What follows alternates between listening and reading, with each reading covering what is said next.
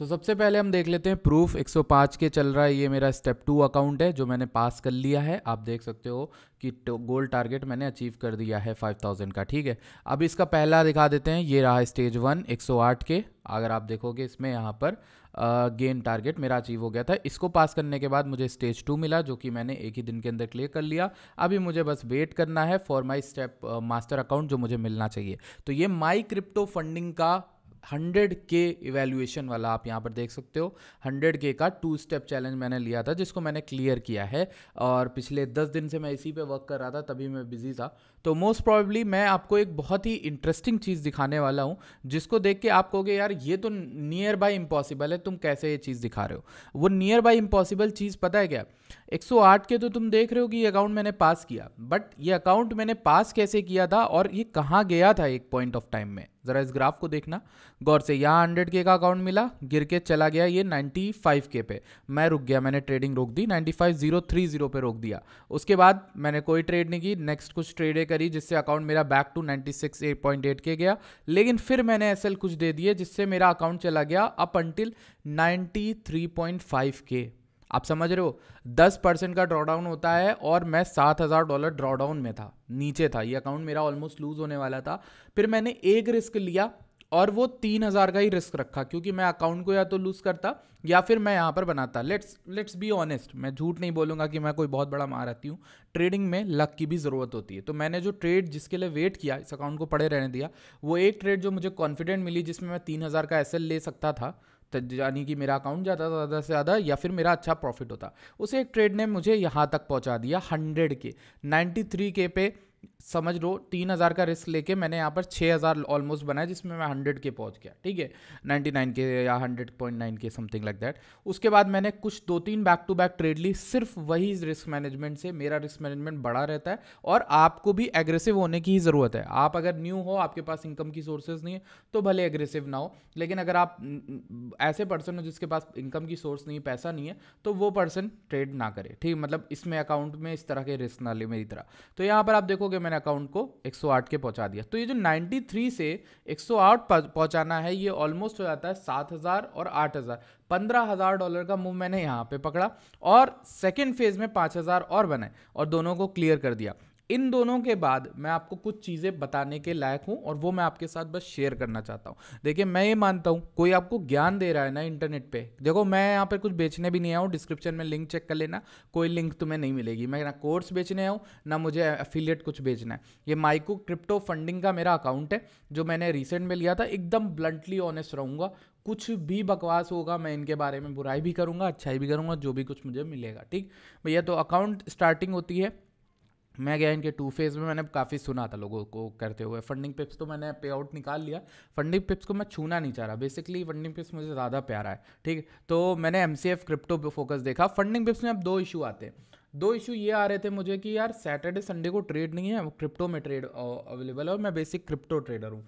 इसको मैंने हालांकि गोल्ड से पास किया और यहाँ पर 2 फेज मैंने MCF में लिया। MCF में लिया, मेटा ट्रेडर भी ले सकते हो। मेरे को मेटा ट्रेडर पसंद आने लगा, MCF भी सही है। ठीक, तो मैंने 100K का डायरेक्ट अकाउंट लिया। अब आपके पास पैसे हैं तो आप लो, वरना फिर कोई इशू नहीं है, आप इतना बड़ा रिस्क लो। मैं 5 साल से ट्रेड कर रहा हूँ। मेरी जो जर्नी है वो मैं अभी सोचता नहीं कि इतने लोग इंटरेस्ट होंगे। चैनल नया, $649 का अकाउंट था। मुझे कुछ कोड वोड लगा के 550 500 550 का मिला था, तो मैंने इस अकाउंट को लिया। ठीक, अब मैंने शायद 2 अकाउंट लिए थे, दूसरा वाला अभी स्टेज 1 पास हुआ है, स्टेज 2 उसका अभी बचा है करना पास, तो उसको भी कर रहा हूँ। तो ये रही बात इसकी।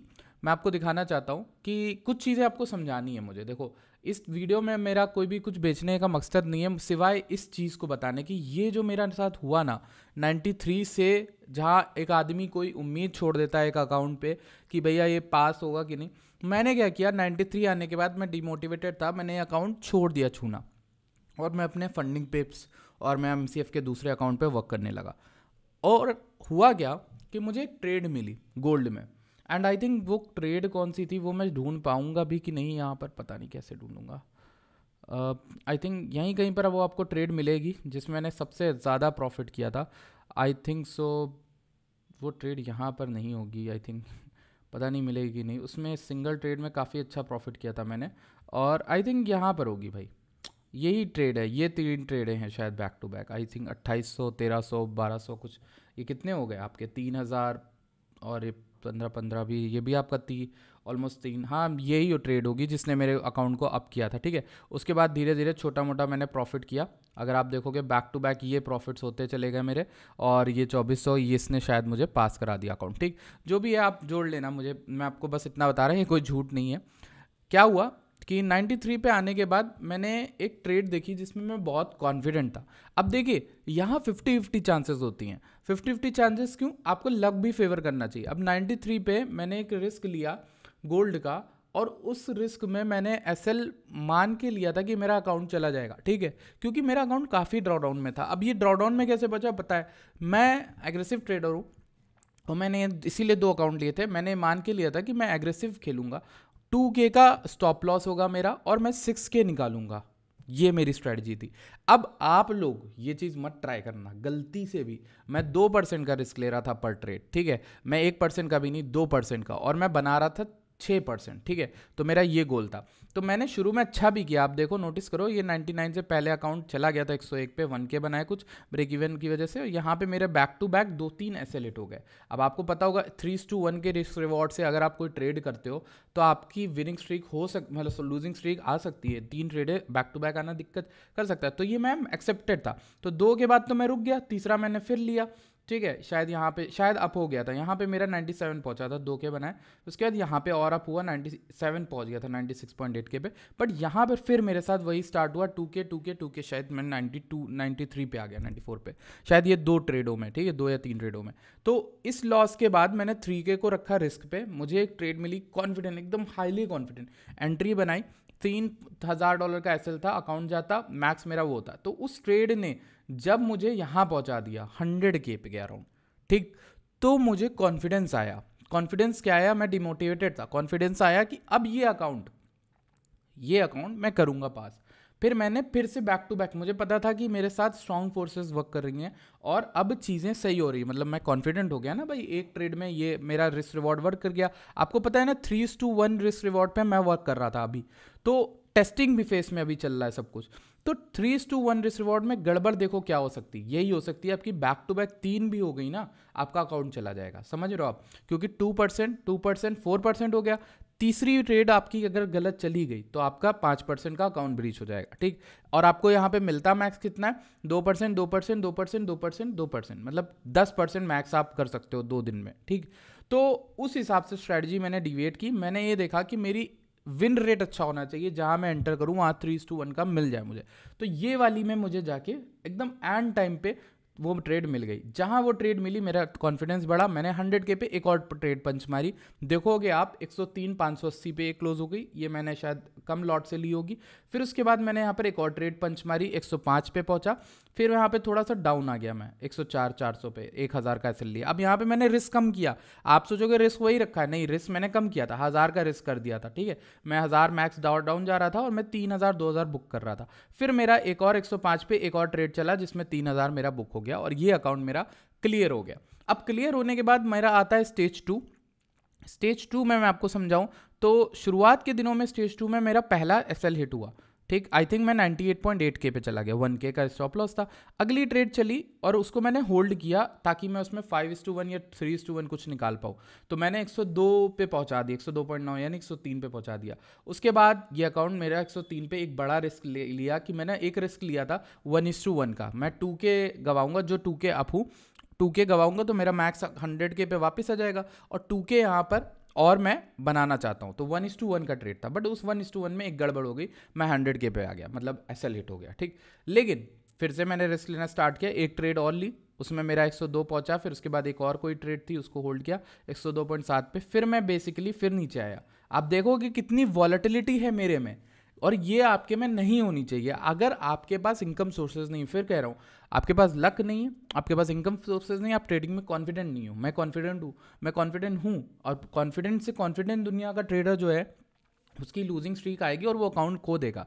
और ये चीज़ उसके माइंड में ऐसे भरी होती है, आएगा तो जाएगा, अकाउंट जाएगा, ठीक, कोई दिक्कत नहीं, मैं दूसरा ले लूँगा। ये कॉन्फिडेंस, ये कॉन्फिडेंस सब में नहीं होता है, ये उसमें तो खासकर नहीं होगा जो अभी अभी स्टार्ट कर रहा हो, जिसके ये आखिरी पैसे थे, वो डर के करेगा। तो उसके लिए भी मैं बताऊंगा आपको, उसके लिए आपको मेरा जो रिस्क मैं ले रहा हूँ, मैं 2-2 हज़ार 1-1 हज़ार का रिस्क ले रहा हूँ, तो आपको उसको आधा कर देना है। और डरते हो तो और आधा कर दो, टाइम बढ़ेगा। देखो बेसिकली रिस्क ज़्यादा लोगे, ठीक, तो टाइम कम हो जाएगा, ठीक, और मे बी अकाउंट ब्रीच होने का खतरा हो। लेकिन अगर रिस्क को हाफ कर जाओगे तो टाइम डबल हो जाएगा। सिंपल सी चीज़ है। मैंने अगर 3 दिन 4 दिन में ये चीज़ें की, आप यहाँ पर 6 दिन 7 दिन 10 दिन लगा दोगे।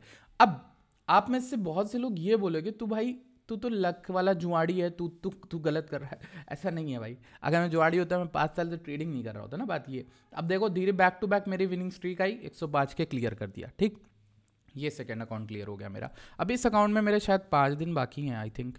एनालिसिस हब में चलता हूँ आपको लेकर, तो इसमें दिखा देता हूँ। मेरे 4 दिन हो गए हैं, मुझे अकाउंट मिलने में शायद 1 दिन और बाकी है। मैंने ये 2 दिन में ही क्लियर कर दिया था I think so, if I am not wrong.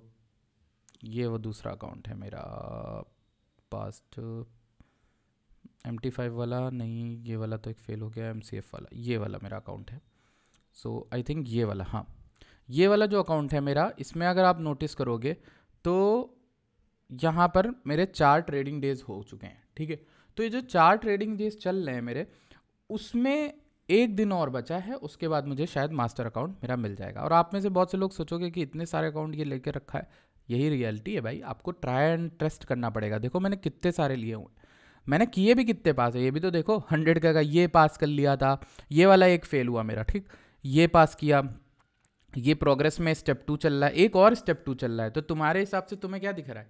3 account शायद मैंने MCF में लिए, 2 पास कर लिए, एक मेरा फेल हुआ है। ये वाला पास कर लिया, इसका स्टेज 2 ये चल रहा है, ये वाला पास किया, इसका स्टेज 2 ये चल रहा है, समझ में आया? और एक मेरा यहाँ पर फेल हुआ अकाउंट, ठीक है। फेल क्यों हुआ? क्योंकि उसमें भी बैक टू बैक यही चीज़ हुई, ठीक। तो ये चीज़ आपको मान के चलनी है। अब इसका मुझे मिल जाएगा अकाउंट, ठीक। अच्छा, तो मैं समझा यही रहा था कि बेसिकली एग्रेसिव क्यों हूँ मैं इवैल्यूएशन, क्योंकि ये डेमो मनी है। आपको एज सुन एज लाइव में जाना है और वहाँ रिस्क कम कर देना। अब ये जो रिस्क मैं इतना ले रहा हूँ, इस रिस्क को मैं 1/4 कर दूंगा वहाँ पे इस रिस्क को सिर्फ $500 कर दूंगा। जो मैं यहाँ $2000 का रिस्क ले रहा हूँ पर ट्रेड, वहाँ $500 रिस्क पे लगा के मैं 1500 बनाने की कोशिश करूंगा। ये मेरी स्ट्रेटजी है। यहाँ मैं 2000 लगा के 6000 बनाने की कोशिश कर रहा था शुरू में। फिर मैंने क्या किया, मैं जब थोड़ा ख़राब होने लगा दिन, तो मैंने $1000 लगा के 3000 बनाने की कोशिश की। तो रिस्क जो है वो डिपेंड करता है आप कहाँ किस एनवायरनमेंट में। ये डेमो मनी है, मुझे इसे क्लियर करना है, क्योंकि मुझे ऑनेस्टली सबसे बोरिंग फेस ये लगती है। इसको क्लियर करने के बाद जब लाइव अकाउंट आता है तो थोड़ा सा आपको मोटिवेशन आता है, ठीक।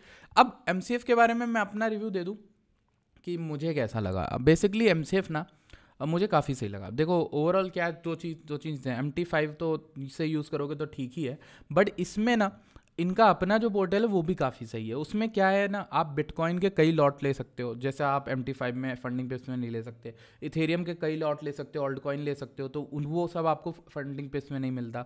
गोल्ड में आप अच्छा खासा क्वांटिटी डिप्लॉय कर सकते हो और 100x लेवरेज से आप बिटकॉइन भी कर सकते हो, ठीक है। बिटकॉइन में भी मल्टीपल क्वांटिटी ले सकते हो, शायद मेरे ख्याल से कोई लिमिट नहीं है इसमें। तो ये एक चीज़ है। कमीशन, हाँ ये क्लेम करते हैं लोएस्ट कमीशन है, मुझे भी फील ऐसा हुआ कि कमीशन शायद कम है इसके, ठीक है। तो मुझे ज़्यादा उतना फील नहीं हुआ, ठीक। 100% प्रॉफिट स्प्लिट शायद ये पूरे मंथली का है, बट 15 दिन इसका शायद मेरे ख्याल से है। अगर मैं स्टार्टर चैनल पे जाता हूँ और 100K पे जाता हूँ, देखो 5 दिन मुझे यहाँ पूरे करने थे, 5 दिन यहाँ करने और 15 दिन मुझे लगेंगे वहाँ पे आउट आने में। तो जो भी कुछ होता है वो मैं आपको बताऊँगा। मेरा ये अकाउंट आने दो, पेमेंट निकालेंगे और अकाउंट्स बाय करेंगे, अपनी फंडिंग को इंक्रीज़ करेंगे। मेरे पास फंडिंग पेस का एक हो गया, मेरे पास ये हो गया, मेरे पास 200-300K की शायद फंडिंग होने वाली है। तो वो चीज़ कंप्लीट हो जाएगी तो आप उसके बारे में बताएंगे। This was the video and bye bye.